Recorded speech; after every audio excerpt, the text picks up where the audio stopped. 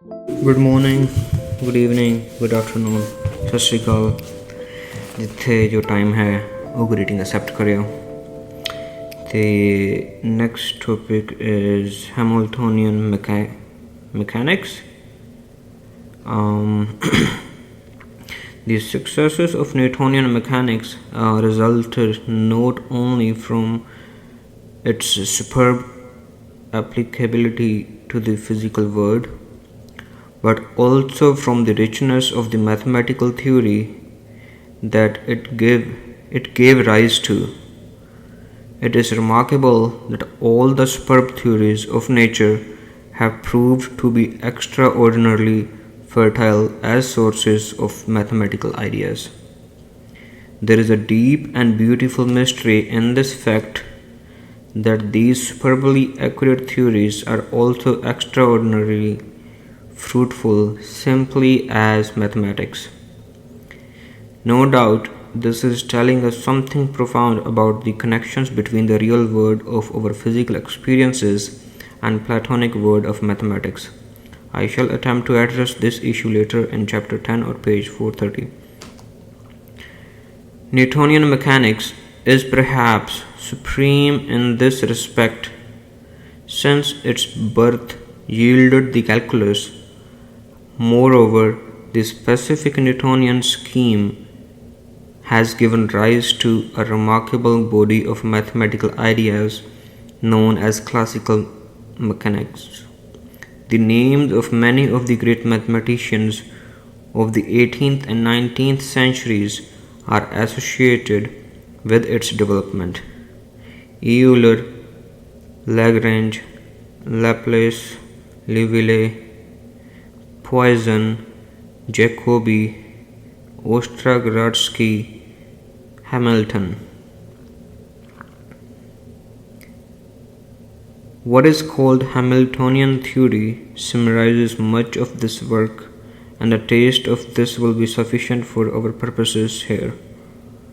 The versatile and original Irish mathematician William Rowan Hamilton, 1805 to 1865, who was also responsible for the Hamiltonian circuits discussed on page 143, had developed this form of the theory in a way that emphasized an analogy with wave propagation.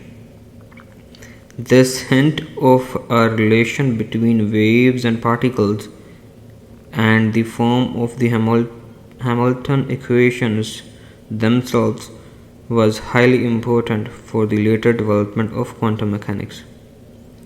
I shall return to that aspect of things in the next chapter. One novel ingredient of the Hamiltonian scheme lies in the variables that one uses in the description of a physical system.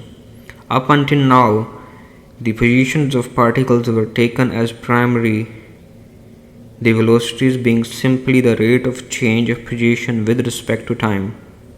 Recall that in the specification of the initial state of a Newtonian system, we needed the positions and the velocities of all the particles in order that the subsequent behavior be determinate. With the Hamiltonian formulation, we must select the momenta of the particles rather than the velocities. This might seem a small change in itself, but the important thing is that the position and momentum of each particle are to be treated as though they are independent quantities, more or less on an equal footing with one another. Thus, one pretends at first that the momenta of the various particles have nothing to do with the rates of change of their respective position variables, but are just a separate set of variables, so we can imagine that they could have been quite independent of the position motions. In the Hamiltonian formulation, we now have two sets of equations. One of these tells us how the momenta of various particles are changing with time, and the other tells us how the positions are changing with time. In each case, the rates of change are determined by the various positions and momenta at that time. Roughly speaking, the first set of Hamilton's equations states Newton's crucial second law of motion, rate of change of momentum is equal to force, while the second set of equations is telling us what the momenta actually are in terms of the velocities. In effect, the rate of change of position is equal to momentum divided by mass. Recall that the laws of motion of Galileo Newton were described in terms of accelerations, that is rates of change of position, that is second order equation. Now we need only to talk about rates of change of things, the first order equations, rather than the rates of change of the things. All these equations are derived from just one important quantity, the Hamiltonian function, h, which is the expression of the total energy of the system in terms of all the position and momentum variables.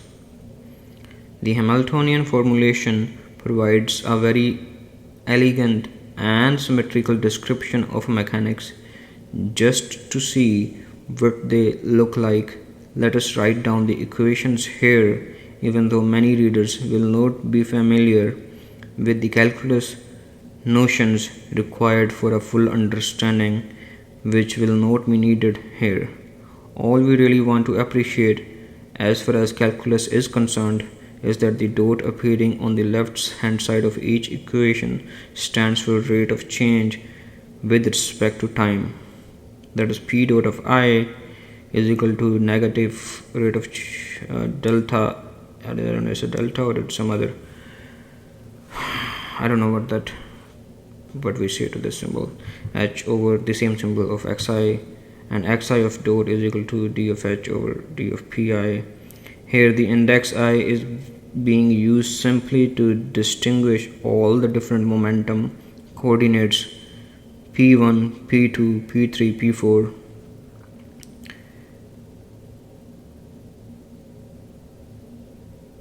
And all the different positions coordinates x1, x2, x3, x4 for n unconstrained particles.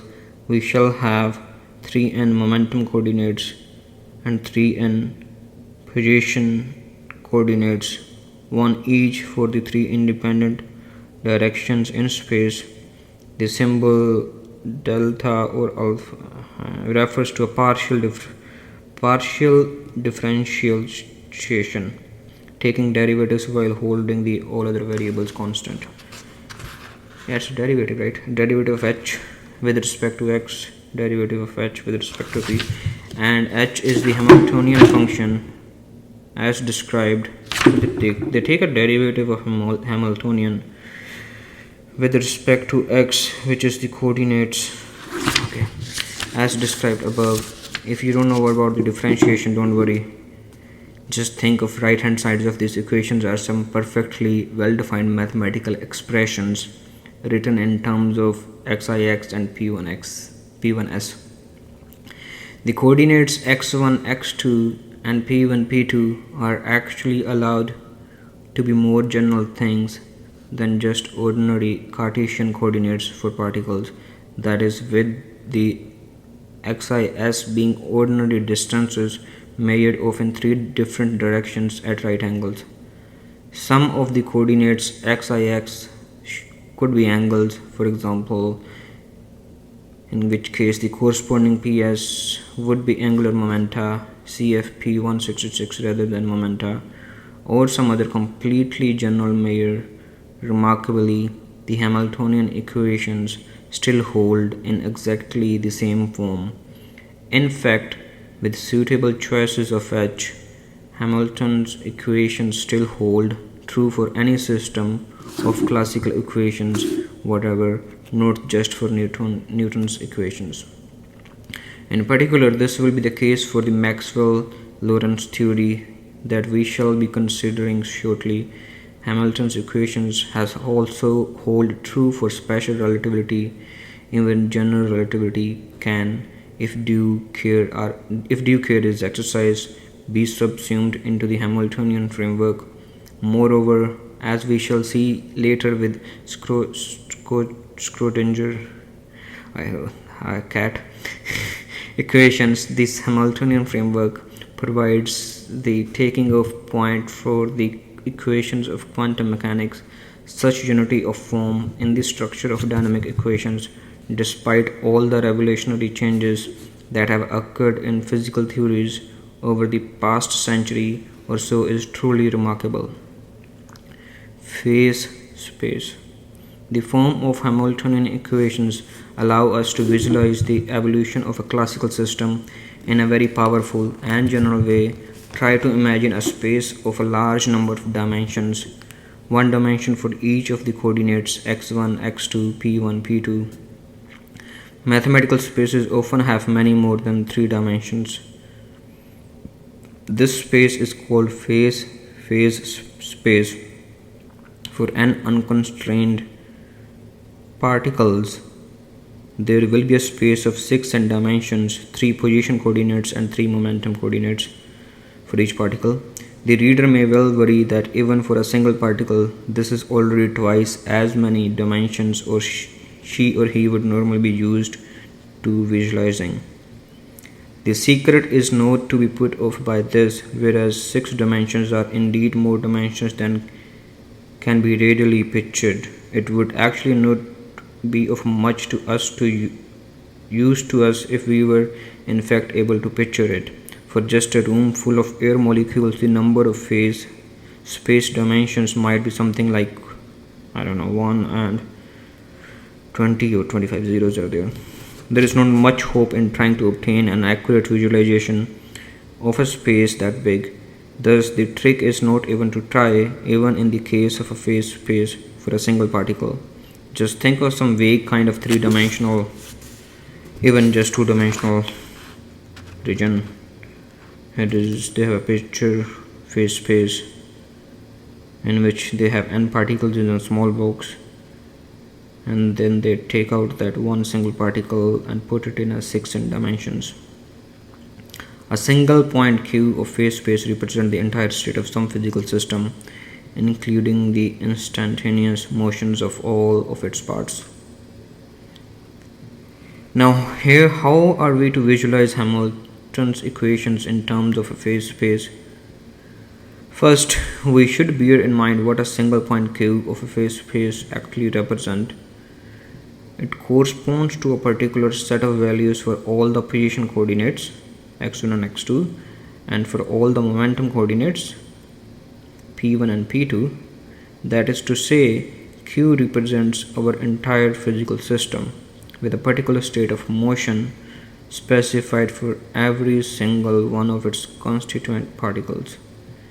Hamilton's equations tell us what the rates of change of all these coordinates are when we know their present values. That is, it governs how all the individual particles are to move. Translated into phase space language, the equations are telling us how a single point q in phase space must move given the present location of q in phase space. Thus, at each point of phase space we have a little arrow, more correctly a vector, which tells us the way q is moving in order to describe the evolution of our entire system in time. The whole arrangement of arrows constitutes what is known as a vector field. Hamilton's equations thus define a vector field on a phase space. Let us see how physical determinism is to be interpreted in terms of phase space. For initial data at time t is equal to 0, we would have a particular set of values specified for all the position and momentum coordinates. That is to say, we have a particular choice of point q in phase space.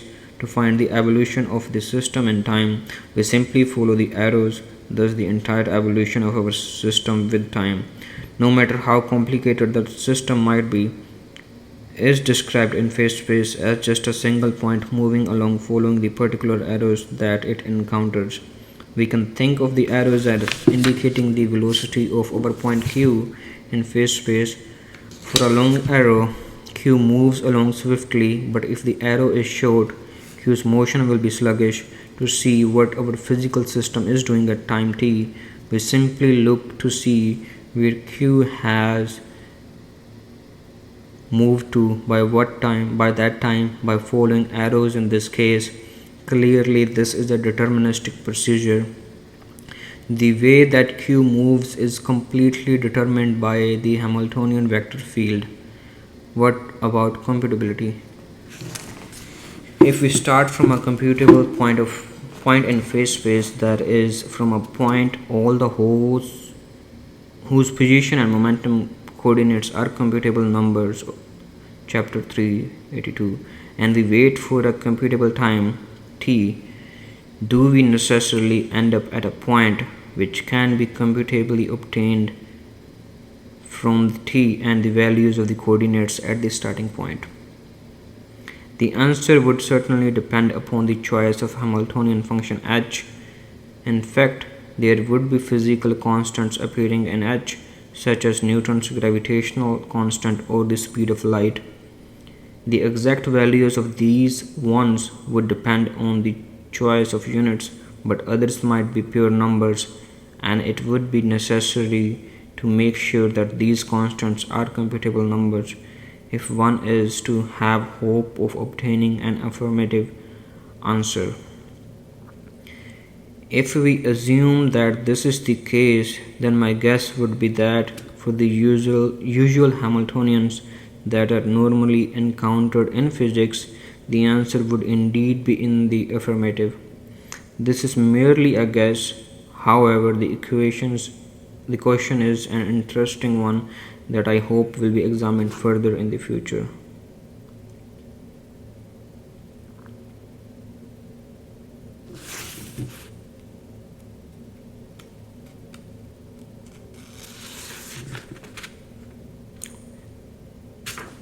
That's a page 178, very interesting question.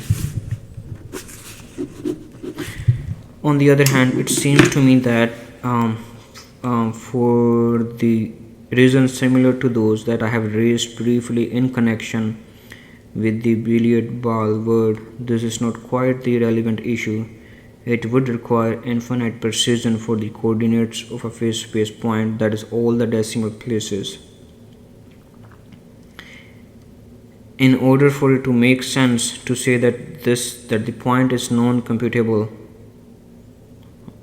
a number described by a finite decimal is always computable.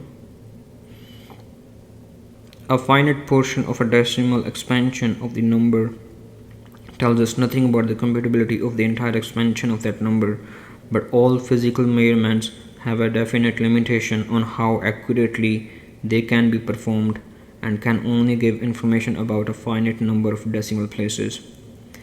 Does this nullify the whole concept of computable number as applied to physical measurements? Indeed, a device which could, in any useful way, take advantage of some hypothetical non-computable element in physical laws should presumably not have to rely on making measurements of unlimited precision. But it may be that I am taking too strict a line here. Suppose we have a physical device that, for non-theoretical reasons, imitates some interesting non-algorithmic mathematical process. The exact behavior of the device, if this behavior could always be ascertained precisely, would then yield the correct answer to a succession of a mathematical interesting yes-no questions for which there can be no algorithm. Any given algorithm would fail at some stage, and at that stage the device would give us something new. The device might indeed involve in examining some physical parameter to greater and greater accuracy, where more and more accuracy would be needed in order to go further and further down the list of questions. However, we do get something new from our device at a finite stage of accuracy, at least until we find an improved algorithm for this sequence of questions. Then we should have to go to a greater accuracy in order to be able to achieve something that our improved algorithm cannot tell us. Nevertheless, it would still seem that ever increasing accuracy in a physical parameter is an awkward and unsatisfactory way of coding information. Much preferable would be to acquire our information in a discrete form. Answers to questions further and further down a list could then be achieved by examining more and more of the discrete units, or perhaps by examining a fixed set of discrete units again and again, where the required unlimited information could be spread over longer and longer time intervals. We could imagine these discrete units to be built up from parts, each capable of an on or off state, like the zeros and ones of the Turing machine's description. For this, we seem to require devices of some kind which can take up distinguishably discrete states, and which, after evolving according to the dynamical laws, would again each take up one of a set of discrete states. If these were the case, we could avoid having to examine each device to arbitrarily high accuracy. Now, do Hamiltonian systems actually behave like this? A necessary ingredient would be some kind of stability of behavior, so that it would be a clear cut matter to ascertain which of these discrete states our device is actually in. Once it is in one of these states, we shall want it to stay there. A vector field on a phase space representing time evolution according to Hamilton's equations. It's a picture over here. Least for a significant period of time, I know to drift from one of these states into another. Moreover, if the system arrives in these states a little inaccurately, we do not want these inaccuracies to build up. Indeed, we really require that such inaccuracies should die away with time. Now, our proposed device would have to be made up of particles or other subunits which need to be described in terms of continuous parameters, and each distinguishable discrete state would have to cover some range of these continuous parameters. For example, one possible way of representing discrete alternatives would be to have a particle which can lie in one box or another. To specify that the particle indeed lies in one of the boxes, we need to say that the position coordinates of the particle lie within some range. What this means in terms of a phase space is that each of our discrete alternatives must correspond to a region in phase space, so that different phase space points lying in the same region would correspond to the same one of these alternatives in for our device.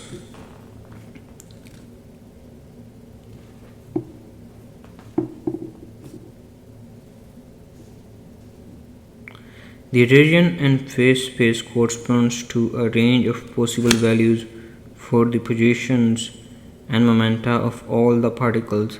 Such a region might represent a distinguishable state, that is, an alternative for some device.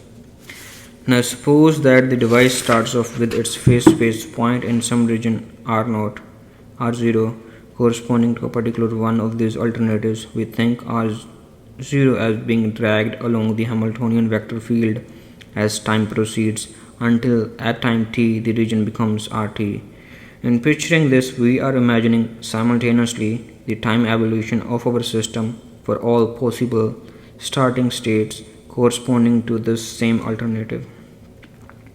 The question of stability is whether, as t increases, the region RT remains localized or whether it begins to spread out over the phase space. If such regions remain localized as time progresses, then we have a measure of stability for our system. Points of phase space which are close together so that they correspond to detailed physical states of the system which closely resemble one another would remain close together in phase space, and inaccuracies in their specification will not become magnified with time. Any undue spreading would entail an effective unpredictability in the behavior of the system.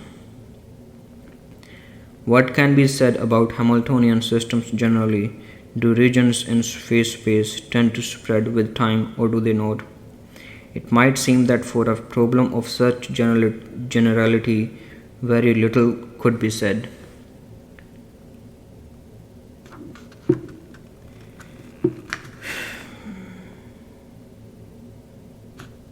However, it turns out that there is a very beautiful theorem due to distinguished French mathematician Joseph Liouville 1809-1882 that tells us that the volume of any region of the phase space must remain constant under any Hamiltonian evolution. Of course, since our phase space has some high dimension, this has to be volume in the appropriate high dimensional sense. Thus, the volume of each RT might be the same as the volume of the original R node. At the first sight, this would seem to answer our stability question in the affirmative. For the size in the sense of phase space volume of our region cannot grow, so it would seem that our region cannot spread itself out over phase space. However, this is deceptive, and on the reflection we see that very reverse is likely to be case. I have tried to indicate the sort of behavior that one would expect. In general, we can imagine that the initial region R0 is a small reasonably shaped region, more roundish in shape than spindly, indicating that the states that belong to R0 can be characterized in some way that does not require an unreasonable precision. However, as time unfolds, the region R1 begins to distort and stretch, at first being perhaps somewhat amobia-like, but then stretching out to great distances in the phase space and winding about backwards and forwards in a very complicated way. The volume indeed remains the same, but this same small volume can get very thinly spread out over a huge region of phase space. For a somewhat analogous situation, think of a small drop of ink placed in a large container of water. Whereas the actual volume of material in the ink remains unchanged, it eventually becomes thinly spread over the entire contents of the container. In the phase space case, the region RT is likely to behave in a similar way. It may not spread itself over the whole of phase space, which is the extreme situation referred to as ergodic, but it is likely to spread over an enormously larger region than it started from. The trouble is that preservation of volume does not at all imply preservation of shape. Small regions would tend to get distorted, and this distortion gets magnified over large distances. The problem is a much more serious one in high dimensions than in low dimensions, since there is so many more directions in which the region can locally spread. In fact, far from being a help in keeping the region RT under control, Liouville's theorem actually presents us with a fundamental problem. Without Liouville's theorem, one might envisage that this undoubted tendency for a region to spread out in phase space could, in suitable circumstances, be compensated by a reduction in overall volume. However, the theorem tells us that this is impossible, and we have to face up to this striking implication, a universal feature of all classical dynamics Hamiltonian systems of normal type. Okay, I think I have to end the video over here, and I will continue in the next